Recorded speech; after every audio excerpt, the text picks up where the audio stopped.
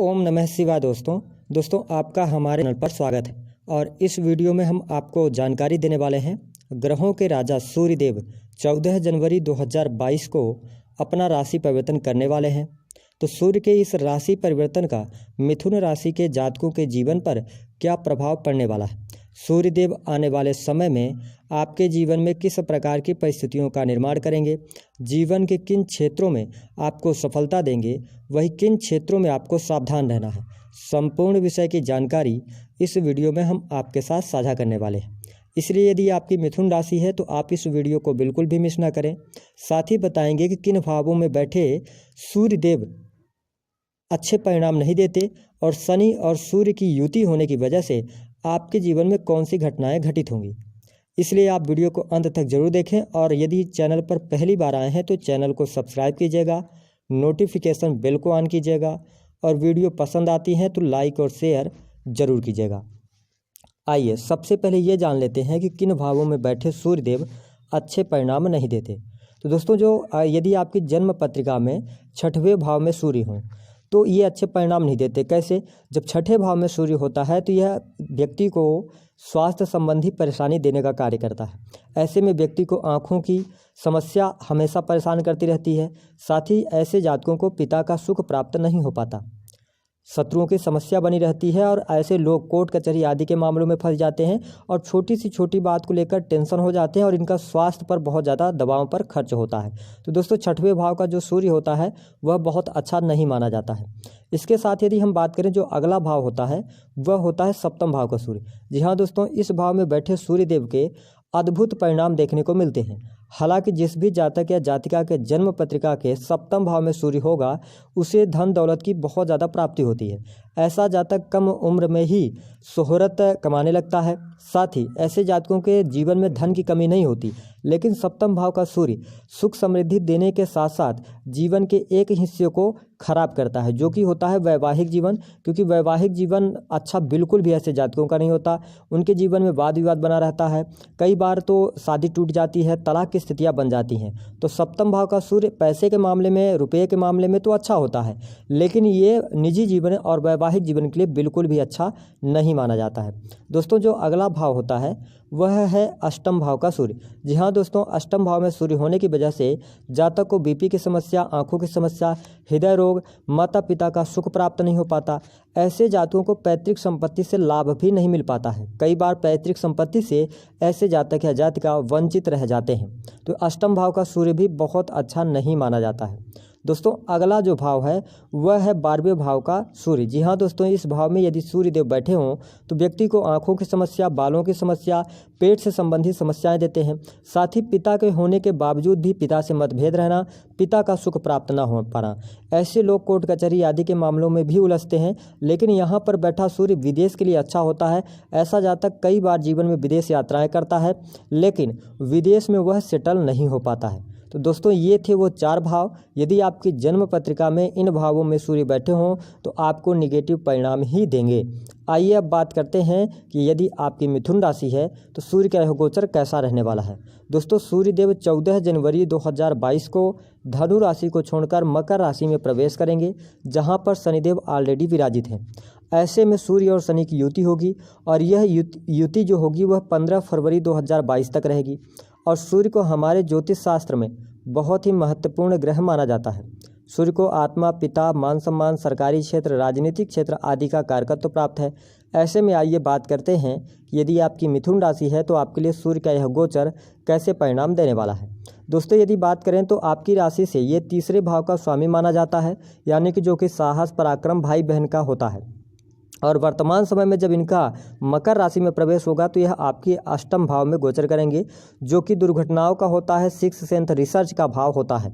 ऐसे में सूर्य का यह गोचर आपके लिए पारिवारिक जीवन के लिहाज से मिश्रित परिणाम देने वाला है।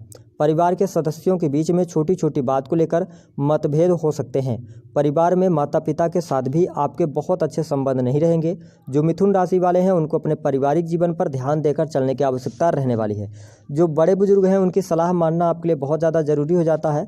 हालांकि इस गोचर अवधि के दौरान यदि देखें तो आपके लिए पारिवारिक जीवन मिश्रित परिणाम ही देने वाला है। यदि मिथुन राशि के आप जातक या जातिका हैं, भूमि, भवन, वाहन से संबंधित कोई भी कार्य करना चाहते हैं तो देखिए शनि और सूर्य की युति अष्टम भाव में बहुत अच्छी नहीं मानी जाती है। इसलिए कोई भी काम यदि आप करें, इन्वेस्टमेंट करें तो बड़ा सोच समझ कर करेंगे तो आपके लिए ज़्यादा अच्छा रहने वाला है। साथ ही यहाँ पर वाहन का सुख आपको अवश्य प्राप्त होगा। इसके साथ यदि बात करें कि जो जातक मिथुन राशि के हैं, जो शिक्षा के क्षेत्र से जुड़े हुए हैं, उनके लिए यहाँ पर थोड़ा बहुत अच्छा लाभ भी देखने को मिलेगा। वही मतलब आपको फोकस करने में मुश्किल होगा, क्योंकि आप पढ़ाई तो करेंगे लेकिन जो पढ़ेंगे उसको आप याद नहीं रख पाएंगे, ऐसी स्थितियाँ रहेंगी। हालांकि देखिए जब शनिदेव अष्टम भाव में है और हमने आपको बताया कि 8वां घर जो होता है वह रिसर्च का होता है, तो जो जातक उच्च शिक्षा प्राप्त कर रहे हैं या रिसर्च के फील्ड से जुड़े हुए हैं उनके लिए यहाँ पर अच्छी परिस्थितियाँ बनती नजर आएंगी। यहाँ पर शिक्षा के क्षेत्र में आपको सफलता प्राप्त होगी। अगर आपका कोई कॉम्पिटिटिव एग्जाम वगैरह है तो उसमें आपको सफलता प्राप्त करने के लिए कड़ी मेहनत करने की आवश्यकता रहने वाली है। तो कुल मिलाकर शिक्षा को यदि हम देखें तो यहाँ पर थोड़ी बहुत मुश्किलों के साथ आपके लिए शिक्षा अच्छी रहने वाली है। वही यदि देखें तो देखिए आपके ऊपर शनि की ढैया चल रही है। और स्वास्थ्य की बात करें तो मिथुन राशि वालों के लिए स्वास्थ्य के लिहाज से जो गोचर है वह बहुत अच्छा नहीं रहेगा। आपको स्वास्थ्य संबंधी परेशानी होगी। यदि आपको पहले से आंखों की कोई समस्या थी तो हो सकता है कि आपके चश्मे का नंबर वगैरह बढ़ जाए। और साथ ही जो जातक हार्ट डिसीज से प्रॉब्लम में है या बीपी की समस्या आपको रहती है तो इस दौरान अपने स्वास्थ्य का बहुत ज़्यादा आपको ध्यान रखकर चलने की आवश्यकता रहेगी। साथ ही देखिए अष्टम भाव जो होता है वह चोट चपेट दुर्घटना का भी होता है। तो यदि आप मिथुन राशि वाले हैं तो यदि आप वाहन वगैरह चलाते हैं तो हेलमेट वगैरह लगा के चलाएं। साथ ही वाहन चलाते समय आप बहुत ज़्यादा सावधान रहें, क्योंकि यहाँ पर दुर्घटनाओं के भी योग बनते हैं। तो स्वास्थ्य के लिहाज से जो गोचर रहेगा वह बहुत अच्छा आपके लिए नहीं रहेगा। आपको अपना ध्यान रखकर चलने की आवश्यकता रहने वाली है। वही हम देखें प्रेम संबंध के मामलों के लिए समय जो रहेगा यह आपके लिए उपयुक्त रहने वाला है। लेकिन जो हमारे मिथुन राशि वाले जातक या जातिका है, कोई ऐसा कार्य है जो आप दुनिया से छुपा कर रहे थे तो इस गोचर के दौरान वह आपके सामने सबके सामने आ जाएगा, जहां से आपको थोड़ा बहुत मुश्किलें होंगी। हालांकि प्रेम के मामलों में थोड़ा सा आपको सतर्क रहकर चलने की आवश्यकता रहने वाली है। यदि आप प्रेम विवाह की तरफ आगे बढ़ना चाहते हैं, कोई डिसीजन लेना चाहते हैं तो यह समय आपके लिए उपयुक्त नहीं रहने वाला है। यहाँ पर कोई न कोई मुश्किल आपके जीवन में आ सकती है। साथ ही हम आपको बता दें कि यहाँ पर यदि आप सरकारी क्षेत्र के अंदर कार्यरत हैं तो ये थोड़ा बहुत आपको मुश्किलों का सामना करना पड़ेगा। कार्यस्थल पर चुनौतियों का सामना आपको करना पड़ सकता है, क्योंकि यहाँ पर हो सकता है कि आप अपने करियर में जो आपने लक्ष्य बनाया होगा उन लक्ष्यों को प्राप्त करने में थोड़ा सा मुश्किलों का सामना आप करेंगे। इसके साथ साथ सरकारी क्षेत्र के अंदर हैं तो हमने बताया कोई भी अनलीगल कार्य ना करें, अन्यथा उसमें फंसने की संभावना यहाँ पर बन सकती है। सरकारी क्षेत्र के अंदर यदि आप नौकरी कर रहे हैं तो कार्यस्थल पर लोगों के साथ में अपना बर्ताव अच्छा रखेंगे तो ज़्यादा बेहतर रहेगा, क्योंकि थोड़ा बहुत आप में क्रोध और चिड़चिड़ापन भी इस दौरान बढ़ा रहने वाला है। साथ ही यदि आपकी प्रमोशन वगैरह अटकी हुई थी तो थोड़ा बहुत आपको इंतजार अभी और करना पड़ सकता है। व्यवसायिक जीवन की बात करें तो जो लोग अपना काम कारोबार करते हैं तो काम कारोबार में आपको लाभ तो मिलेगा, लेकिन आप जल्दबाजी में आकर अगर इन्वेस्टमेंट करते हैं या कोई आपके पास प्रपोजल्स आता है तो उसको बहुत सोचने समझने के बाद ही आप निर्णय लें तो ज़्यादा बेहतर रहेगा। अच्छी तरीके से उसकी जांच पड़ताल करना आपके लिए बहुत ज़्यादा ज़रूरी हो जाता है, क्योंकि यहाँ पर थोड़ा बहुत मुश्किलें होंगी। अगर आप पार्टनरशिप में कोई कार्य कर रहे हैं तो कोई भी सिग्नेचर वगैरह करते समय बहुत ज़्यादा आपको सावधान रहकर चलने की आवश्यकता रहने वाली है। हालांकि अगर हम बात करें तो इस गोचर अवधि के दौरान आर्थिक स्थितियों के लिहाज से यह जो समय रहेगा यह आपके लिए सामान्य फलदायक रहेगा। आपकी आर्थिक स्थितियां बहुत ख़राब नहीं होंगी तो बहुत अच्छी भी नहीं रहने वाली हैं। कुल मिलाकर अगर देखें तो आर्थिक स्थितियों के लिहाज से भी यह समय आपको लाभ तो दे रहा है, लेकिन आपके खर्चे भी बढ़ा रहा है, जिसके परिणाम स्वरूप आप धन संचित करने में थोड़ा सा आपको मुश्किलों का सामना करना पड़ेगा। इस गोचर अवधि के दौरान आपको कर्ज लेने से बचना चाहिए। यदि आप लोन वगैरह लेना चाह रहे हैं तो बहुत सोच समझ कर लें, क्योंकि लोन वगैरह लेंगे तो मिल तो जाएगा लेकिन इसको चुकाने में आपको बहुत ज़्यादा प्रॉब्लम्स का सामना करना पड़ सकता है। और यदि हमारे मिथुन राशि वाले हैं तो शत्रु इस समय आपकी छवि को नुकसान पहुंचाने का कार्य कर सकते हैं, तो शत्रुओं पर आपको कड़ी नज़र रखने की आवश्यकता रहने वाली है। कुल मिलाकर अगर देखें तो वैवाहिक जीवन के लिए जो समय रहेगा यह आपके लिए थोड़ा सा उतार चढ़ाव वाला रहेगा। जीवन साथी की भावनाओं को समझने में आप असमर्थ रहेंगे, या हो सकता है कि अपनी जिम्मेदारियों को आप निभाने में इस गोचर के दौरान उतने सक्षम साबित ना हो, इसलिए वैवाहिक जीवन का भी आपको ध्यान रखना होगा।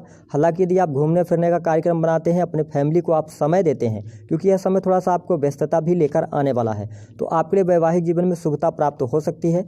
आप यदि दोनों के बीच में किसी भी प्रकार के वाद विवाद चल रहे हैं तो उसको बैठकर सुलझाने का प्रयास करेंगे। ईगो को थोड़ा सा साइड में रखेंगे तो मिथुन राशि वालों बहुत कुछ आपके साथ अच्छा हो सकता है।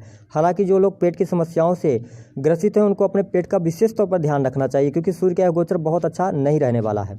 आइए अब बात करते हैं कि आपके लिए शनि और सूर्य की युति होने से किन चीज़ों का ध्यान रखना है। कौन सी घटनाएं हो सकती हैं? तो देखिए, पहला, वाहन चलाते समय सावधान रहें। दूसरा, कहीं भी हस्ताक्षर करते समय सावधान रहें। तीसरा जो है तो आपको अपने स्वास्थ्य का ध्यान रखकर चलने की आवश्यकता रहने वाली है। आइए अब बताते हैं कि यदि आपकी मिथुन राशि है तो आपको उपाय क्या करना चाहिए। देखिए, उपाय के तौर पर आपको शनि के मंत्रों का जाप तो शनिवार को करना ही चाहिए। इसके साथ साथ आप जौ लेकर और अपने सर से 200 ग्राम जौ लेकर और अपने सर से उल्टा 7 बार घुमा के जल प्रवाह कर दें। साथ ही सूर्य के मंत्रों का जाप आप रविवार के दिन करते रहें, तो इससे आपको सफलता मिलेगी। दोस्तों, वीडियो पसंद आया है तो लाइक कीजिए।